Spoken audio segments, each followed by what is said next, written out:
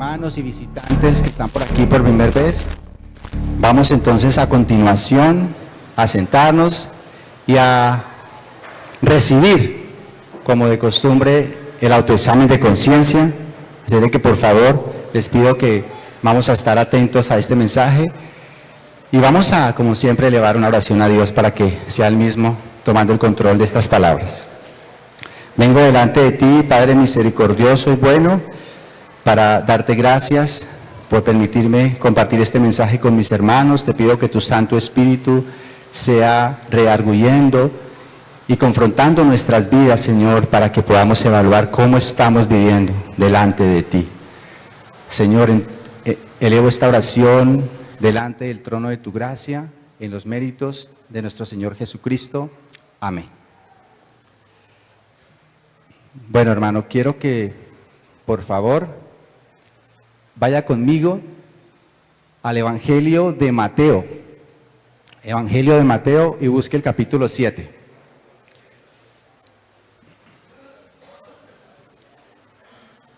He titulado este autoexamen de conciencia con signo de interrogación de la siguiente manera: ¿estás seguro de que vas a ir al cielo? Escucha, hermano. Tal vez esta sea la pregunta más importante que cualquier ser humano se puede hacer en la vida. Y yo quiero que esta mañana cada uno de los que estamos en este lugar nos la hagamos.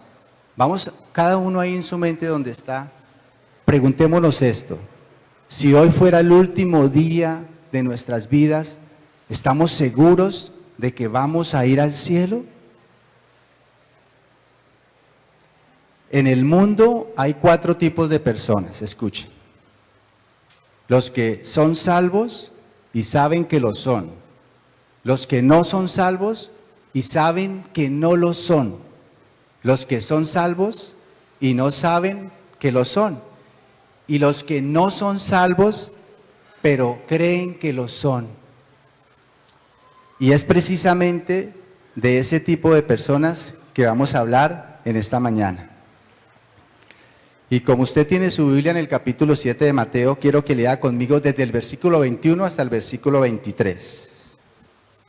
Vamos a leer este texto, Mateo 7, versículo desde el 21 al 23. No todo el que me dice Señor, Señor, entrará en el reino de los cielos, sino el que hace la voluntad de mi Padre que está en los cielos. Muchos me dirán en aquel día: Señor, Señor, ¿no profetizamos en tu nombre? Y en tu nombre echamos fuera demonios, y en tu nombre hicimos muchos milagros.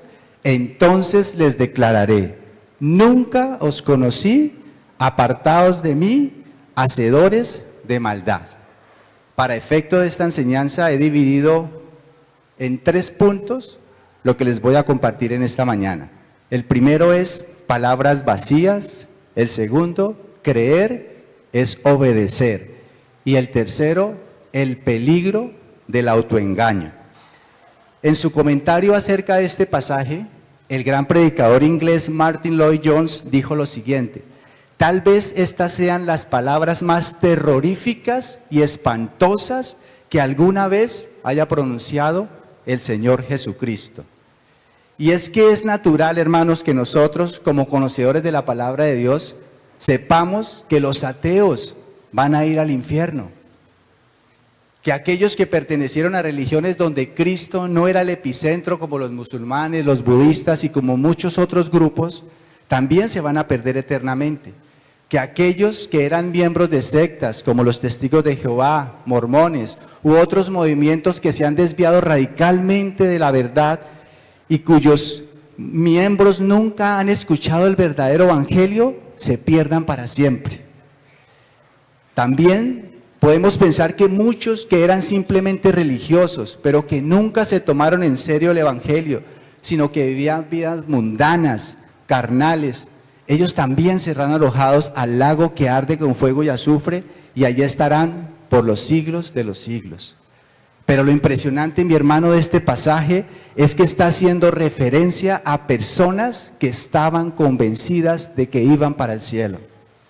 Note el versículo 22.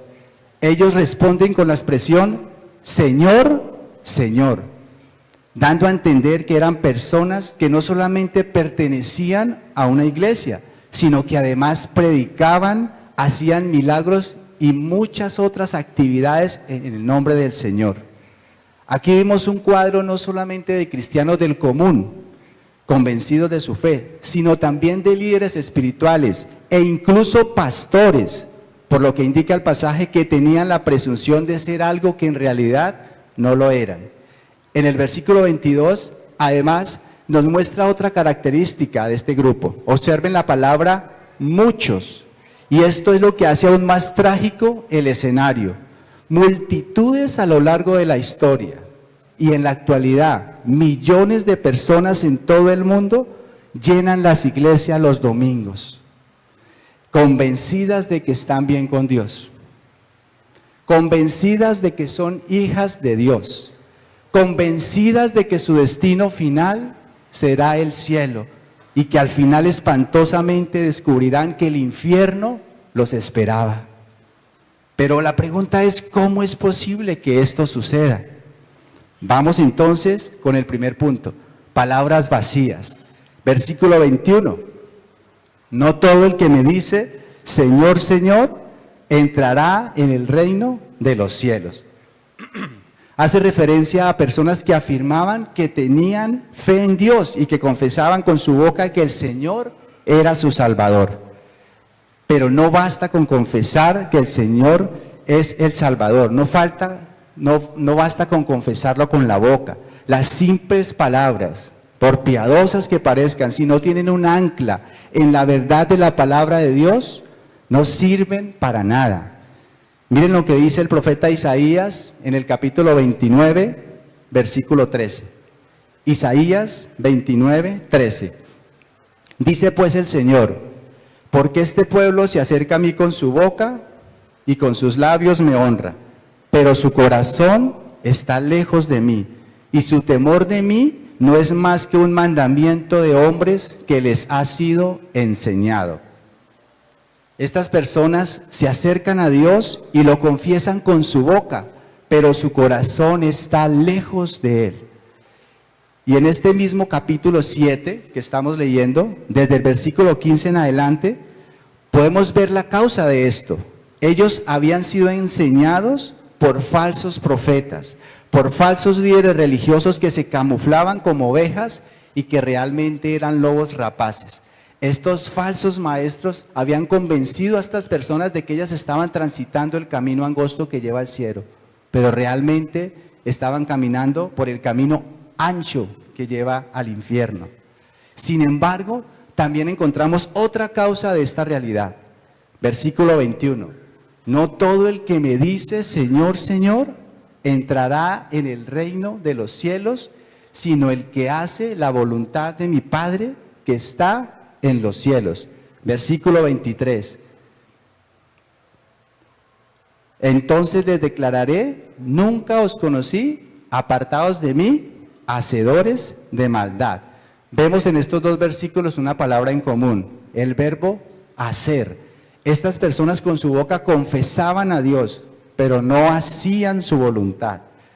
En Lucas 6:46, el médico Lucas escribe lo siguiente, Lucas 6:46, ¿por qué me llamáis Señor, Señor, y no hacéis lo que yo digo? Estos supuestos cristianos no estaban interesados realmente en hacer la voluntad de Dios. Y es por esto que el apóstol Santiago dijo, pero sed hacedores de la palabra, y no tan solo oidores, engañándoos a vosotros mismos. Santiago 1:22. Noten la frase, engañándoos a vosotros mismos. La Biblia nos enseña claramente que una persona puede estar autoengañada acerca de lo que cree. Ella cree que cree, pero realmente no cree. Ella cree que ha creído en Dios, pero no ha creído en Dios realmente. Esta persona cree que es hija de Dios, pero realmente no lo es. Note el versículo 22. Muchos me dirán en aquel día, Señor, Señor. Ellos profesaban su nombre con confianza y familiaridad, como si conocieran a Dios íntimamente. Sin embargo, la respuesta del Señor es simplemente contundente. Nunca os conocí, apartaos de mí, hacedores de maldad. Vemos que el Señor los descalifica por sus hechos. Y por eso Pablo, escribiéndole a Tito, en el capítulo 1, versículo 16, dijo lo siguiente. Tito 1:16, profesan conocer a Dios, pero con los hechos lo niegan, siendo abominables y rebeldes, reprobados en cuanto a toda buena obra. Ellos dicen, pero no hacen. Por eso el apóstol Santiago escribe en su carta que la fe sin obras es muerta, la fe sin obras está muerta. Y esto nos lleva al segundo punto. Creer es obedecer. Escuchen, mi hermano, creer es sinónimo de obedecer. Creer es sinónimo de obedecer. Si alguien dice que cree y no obedece, es un mentiroso, y no lo digo yo. Miren lo que dice Primera de Juan 2:4. Primera de Juan 2:4. El que dice yo le conozco y no guarda sus mandamientos, el tal es mentiroso y la verdad no está en él. Cristo no está en él. Cristo no le conoce a él. Por eso al final dice, apartados de mí, nunca os conocí, hacedores de maldad. En Hebreos 5:9, el autor a esta carta, hablando de Cristo, escribe lo siguiente, Hebreos 5, versículo 9. Y habiendo sido perfeccionando, vino a ser autor de eterna salvación para todos los que obedecen. Este versículo nos enseña algo muy importante que debemos atesorar en nuestro corazón. Cristo es solamente Salvador de los que obedecen. Y no quiero ser malinterpretado en este punto, mis hermanos. No quiero decir con esto que los verdaderos hijos de Dios sean perfectamente obedientes. Por supuesto que no. Por supuesto que no. Los hijos de Dios son imperfectamente obedientes, pero anhelan ser siempre obedientes. Ese es el deseo ferviente de su corazón. Por eso es que ellos se sienten tristes y avergonzados con su Señor cuando pecan, porque saben que le han fallado a aquel que los ha salvado eternamente, y por eso desean hacer su voluntad y obedecerlo. Miren lo que dice Juan 8:31, Evangelio de Juan, capítulo 8, versículo 31. Dijo entonces Jesús a los judíos que habían creído en él, si vosotros permaneciereis en mi palabra, seréis verdaderamente mis discípulos. Aquí el verbo permanecer hace referencia a estar establecido, afincado, arraigado o cimentado en algo, que en este caso es la palabra de Dios. Los verdaderos hijos de Dios están arraigados y afirmados en la palabra de Dios. Un verdadero creyente ama la palabra de Dios y desea vivir en ella. Desea guardarla en su corazón y ponerla por obra. Miren lo que dice Primera de Juan, capítulo 5, versículo 3. Primera de Juan, capítulo 5, versículo 3. Pues este es el amor a Dios, que guardemos sus mandamientos, y sus mandamientos no son gravosos. Y ahí mismo en Primera de Juan, devuélvase al capítulo 2 y lea los versículos 5 y 6. Pero el que guarda su palabra, en este verdaderamente el amor de Dios, se han perfeccionado. Por esto sabemos que estamos en él. El que dice que permanece en él, debe andar como él anduvo. La Biblia enseña que aquellos que guardan su palabra, y otra manera de decirlo es que obedecen su palabra como un estilo de vida, son aquellos que dan verdadera evidencia de que son hijos de Dios. Y por eso se esfuerzan en caminar como Cristo anduvo. En el Salmo 40, versículo 8, el salmista David escribió lo siguiente, Salmo 40, versículo 8. El hacer tu voluntad, Dios mío, me ha agradado, y tu ley está en medio de mi corazón. En otras palabras, la palabra de Dios ha cautivado la vida de un hijo de Dios, y el obedecerla es el resultado natural de conocer y de amar a Dios. Vamos al tercer punto. el peligro del autoengaño. Versículos 22 y 23. Muchos me dirán en aquel día, Señor, Señor, ¿no profetizamos en tu nombre? Y en tu nombre echamos fuera demonios, y en tu nombre hicimos muchos milagros. Y entonces les declararé, nunca os conocí, apartaos de mí, hacedores de maldad. En este pasaje vemos que estas personas asumían que eran genuinos creyentes debido a las actividades que hacían en el nombre del Señor. Ellas pensaban que el hecho de venir a una iglesia, recibir las enseñanzas como la que hoy estamos recibiendo, participar en las actividades colectivas de la iglesia, ofrendar, participar de la cena del Señor, esto los hacía pertenecientes a la iglesia del Señor, les hacía parte de sus escogidos. El pasaje claramente nos indica que estas personas, aunque estaban llenas de activismo religioso, no tenían una verdadera intimidad con el Señor. Para ellas, el Señor no era la motivación de sus acciones. Darle a Él la gloria no era lo que los impulsaba a hacer estas cosas. Sus motivaciones eran totalmente egocéntricas, vanagloriosas y equivocadas. Eran hipócritas simulando algo que en el fondo realmente no lo eran.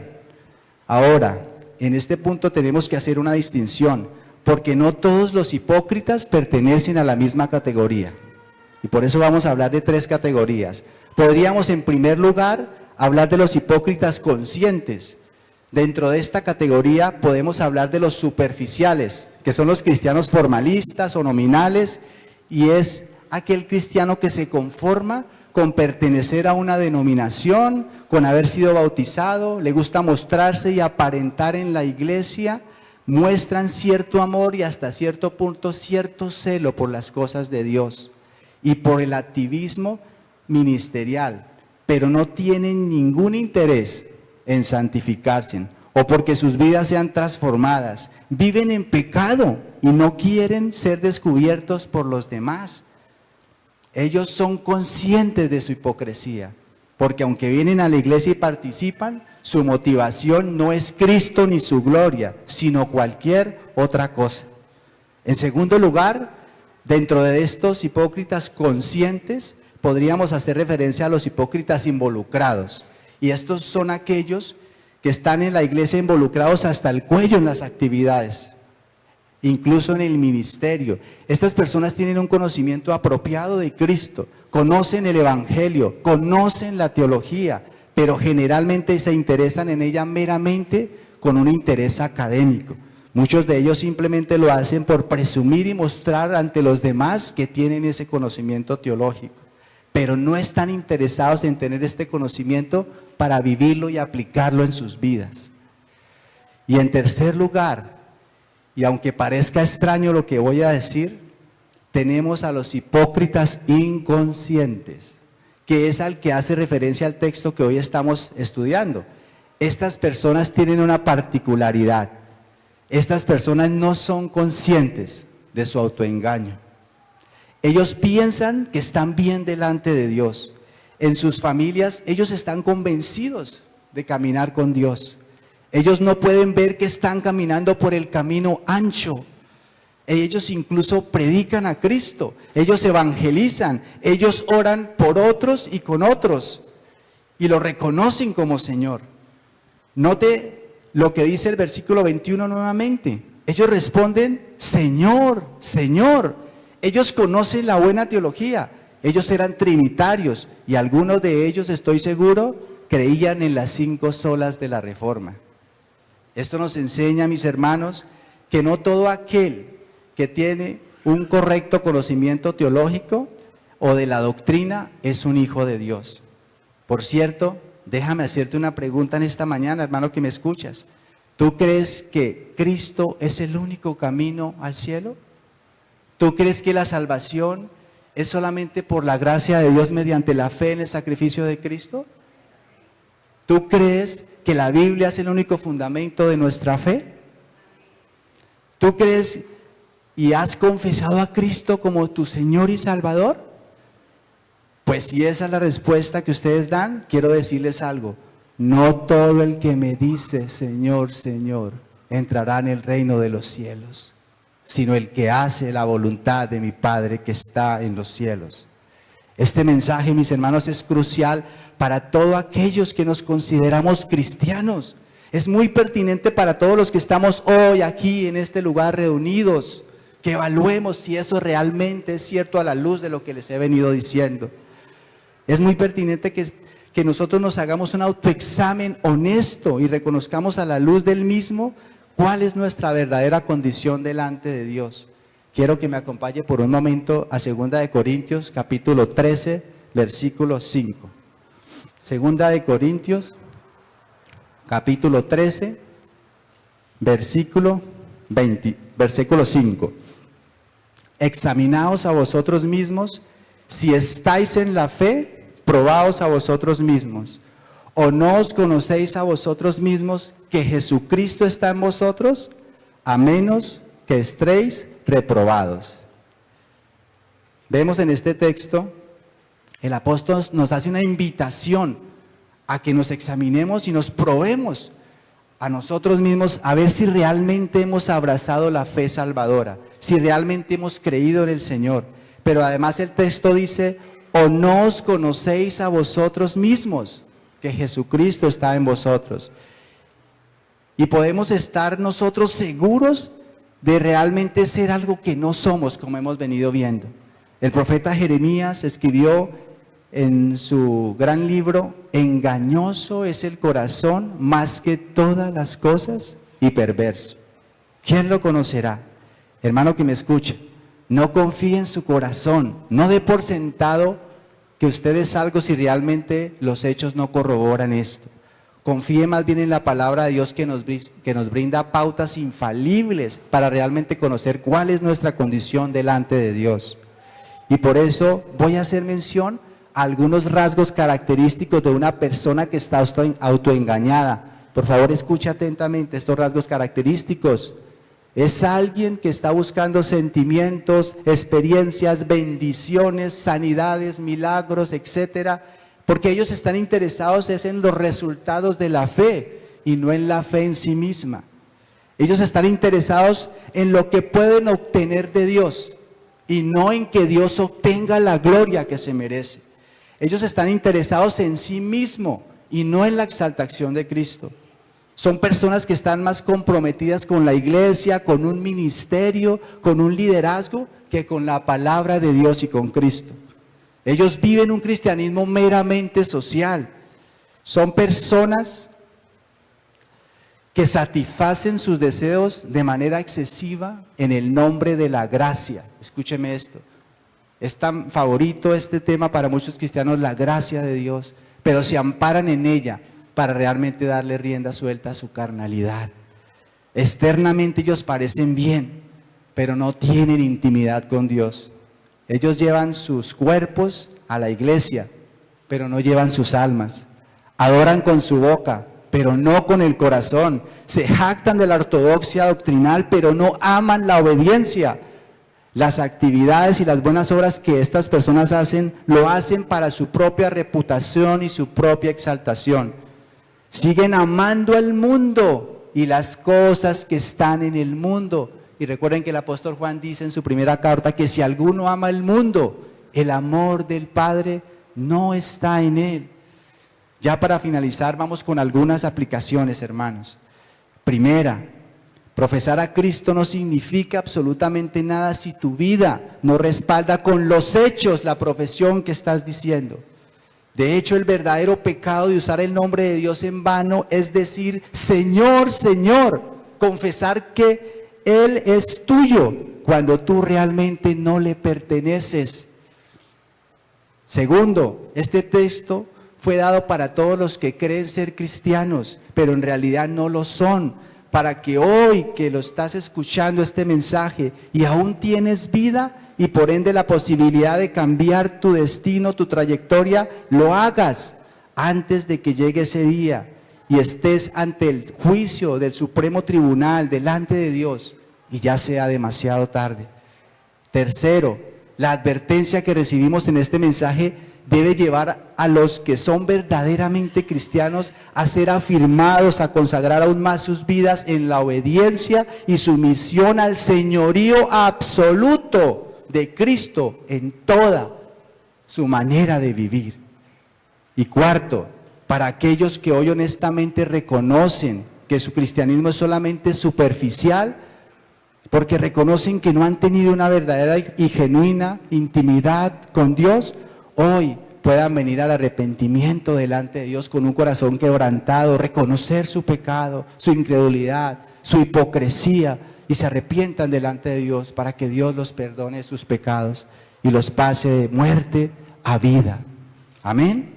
Quiero terminar, hermanos, con un himno que escribió Jeffrey O'Hara, y este himno dice lo siguiente: ¿por qué me llamas Señor, Señor, y no haces lo que yo digo? Me llamas el camino y no caminas por mí. Me llamas la vida y no me vives. Me llamas amo y no me obedeces. Si te condeno, no me culpes.